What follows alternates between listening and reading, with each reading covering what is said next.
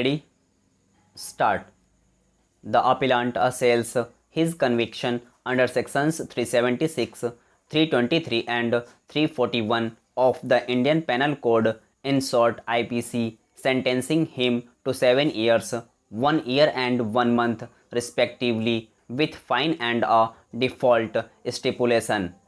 The prosecutrix PW9 lodged FIR number 25 of 1999 on 13/4/1999, alleging that 4 years ago the appellant had outraged her modesty at the point of a knife. He had since been promising to marry her and on that pretext continued to establish physical relations with her as husband and wife. She had also stayed at his house for 15 days, during which also he established physical relations with her.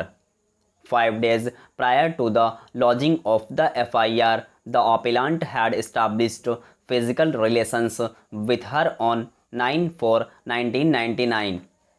The appellant had cheated her, as now he was going to solemnize his marriage with another girl on 24/1999. All efforts at a compromise had failed. The Additional Judicial Commissioner Ranchi, on consideration of the evidence, convicted the appellant, holding that the prosecutrix was 14 years of age when the appellant had first committed rape upon her at the point of a knife. He did not abide by his promise to marry her. The High Court, dismissing the appeal, opined that the letters written by the appellant to the prosecutrix, their photographs together, and the statement of the appellant recorded under section 313 CRPC 1973 were sufficient to sustain the conviction. Learned Senior Counsel Mr. V. Mohana, on behalf of the appellant, submits that the FIR lodged belatedly after 4 years was clearly an afterthought. The entire genesis of the allegations is highly doubtful and suspect, as the prosecutrix, in her cross-examination, admitted that the appellant had not committed rape with her on 9/4/1999. The letters written by the appellant to the prosecutrix, as also those written by her to the appellant marked as exhibits during trial, more than sufficiently established a deep love affair between them over a period of time.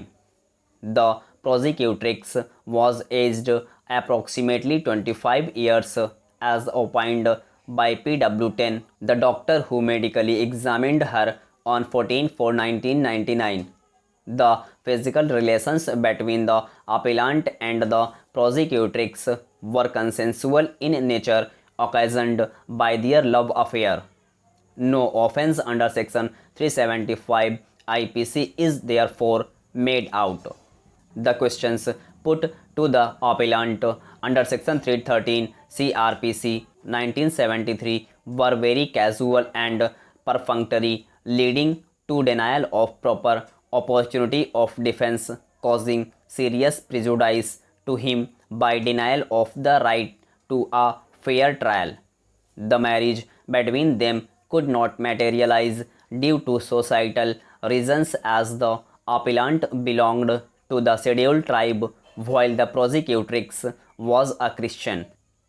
Reliance was placed on Prakash Chand versus State of Himachal Pradesh 2019, 5 SCC 628, Vijayan versus State of Kerala 2008, 14 SCC 763, Kani Rajan versus State of Kerala 2013, 9 SCC 113, Deepak Gulati versus State of Haryana 2013, 7 SCC 675, and Uday versus State of Karnataka 2013, 4 SCC 46.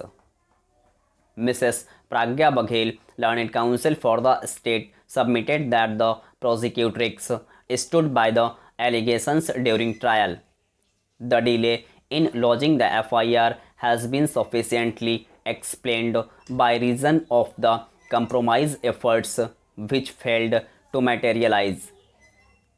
PW7, the sister of the prosecutrix, had also confirmed that the latter was sexually assaulted by the appellant at the point of a knife and had come home crying. The appellant had told the prosecutrix to keep quiet in his absence, revealing that his intentions were not bona fide. The defense of a consensual relationship is irrelevant considering that the prosecutrix was 14 years of age. The appellant had held out a false promise of marriage only to establish physical relations with the prosecutrix. He never had any such intentions from the very inception, and he obtained the consent of the appellant by a false misrepresentation, which is not consent in the eyes of the law. The evidence of the prosecutrix is reliable stock.